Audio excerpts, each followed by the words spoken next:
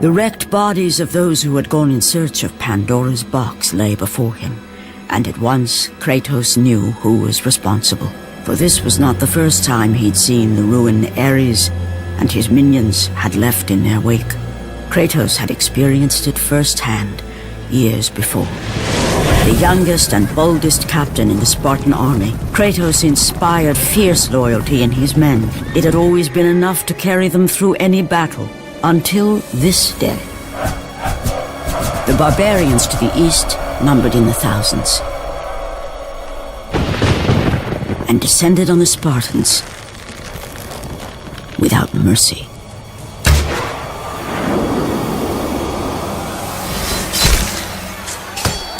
The battle lasted mere hours.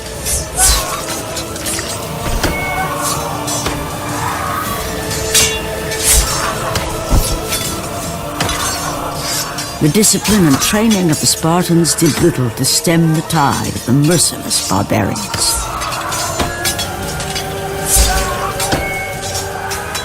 The soldiers faced a massacre, while their young captain faced the end of his brilliant career and his life. But to Kratos, victory was worth any price, even his soul. Ares! Destroy my enemies, and my life is yours!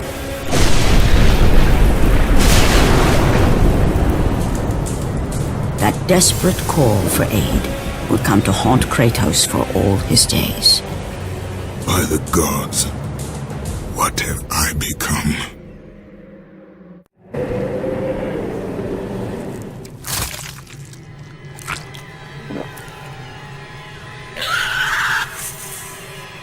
Kratos had been in service to the gods long enough to know the Harpy had been sent as a warning, a reminder from his former master of the decision that had cost Kratos everything. Had it been that long since he'd almost met his end at the hands of the barbarians? That long since he'd traded everything to save himself? Ares! The sky split apart, and the god of war stepped through. Descending from Olympus, he saw the makings of a god in a mere mortal. Ares would save Kratos. He would turn him into the perfect warrior, his servant on Earth. Only a simple pledge of loyalty was required. My life is yours, Ares. From this day, I shall carry forth your will. And his fate was sealed.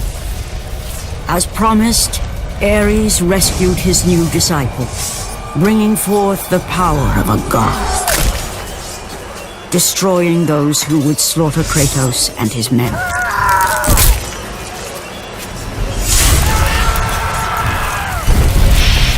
As for Kratos, no mere sword and shield would befit the newest servant of the god of war.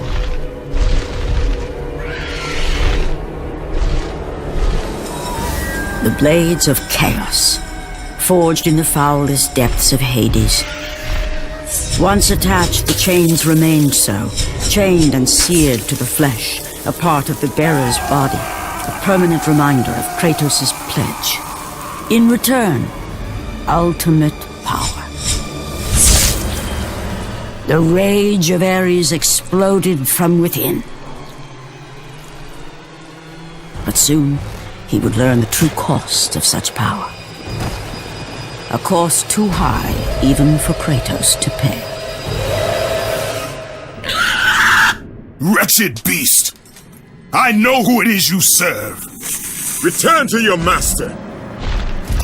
Tell the god of war I am his no longer. Tell him he is not safe while I walk the earth. I will find Pandora's box, and I will use it to see him tremble and fall before me.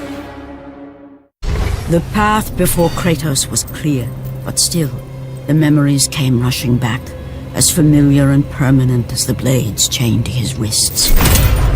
Memories of what he'd done in the name of Ares. Memories of how he'd become a servant to the god of war. A beast his humanity robbed, and replaced only with the will to murder.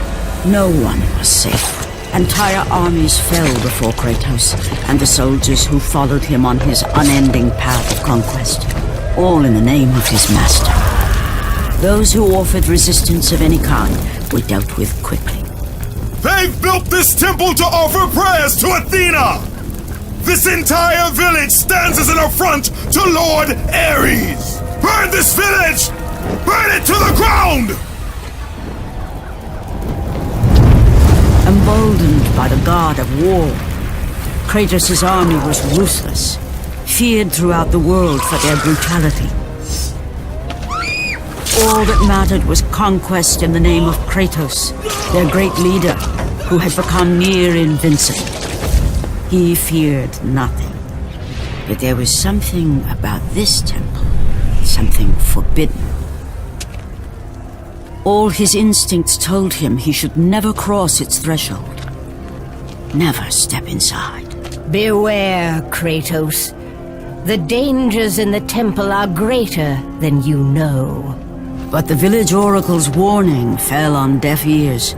His ambition would not be denied. All who opposed him would die.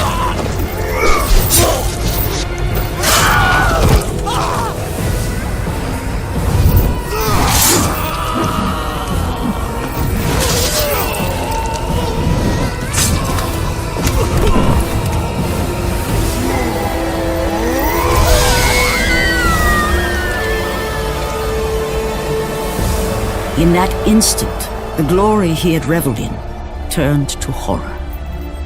The image of his two final victims would stay with him for all his days.